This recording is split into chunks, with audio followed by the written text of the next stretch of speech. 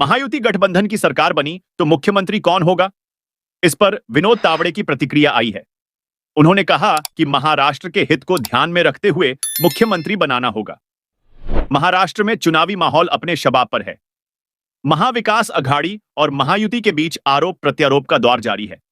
इसी बीच बीजेपी नेता विनोद तावड़े ने महायुति गठबंधन के एक बार फिर से सत्ता में आने का दावा किया।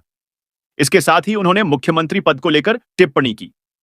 तावड़े ने कहा कि पार्टी में तय हुआ है कि चुनाव के बाद मुख्यमंत्री पद पर चर्चा होगी। बीजेपी नेता ने एक मराठी अखबार को दिए इंटरव्यू के दौरान साफ तौर पर कहा कि महायुति में संख्या बल पर मुख्यमंत्री पद तय होने जैसी कोई बात नहीं है। हम चुनाव के बाद इस पर फैसला करेंगे। संख्या बल पर ऐसी कोई बात नहीं है।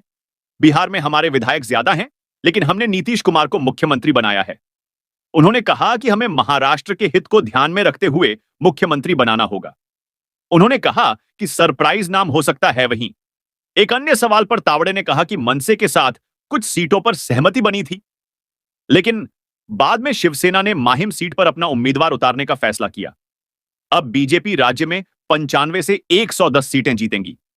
वहीं अजित पवार की एनसीपी 25 से 30 सीटें और शिवसेना शिंदे 40 से 45 सीटों पर जीत दर्ज करेगी। महायुति को 160 सीटें मिलेंगी। उन्होंने कहा कि हरियाणा में कांग्रेस ने एक समुदाय का मुद्दा उठाया था, जिसकी वजह से छोटे छोटे समुदाय उनके खिलाफ हो गए, इसलिए हम जीत गए।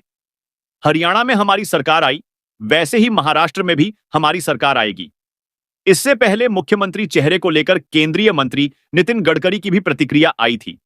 उन्होंने कहा कि यह चुनाव एकनाथ शिंदे, अजित पवार और देवेंद्र फडणवीस तीनों के नेतृत्व में हो रहा है और पार्टी हाईकमान और चुनाव के बाद चुने हुए प्रतिनिधि अपने नेता का चयन करेंगे। पार्टी का शीर्ष नेतृत्व फैसला करेगा।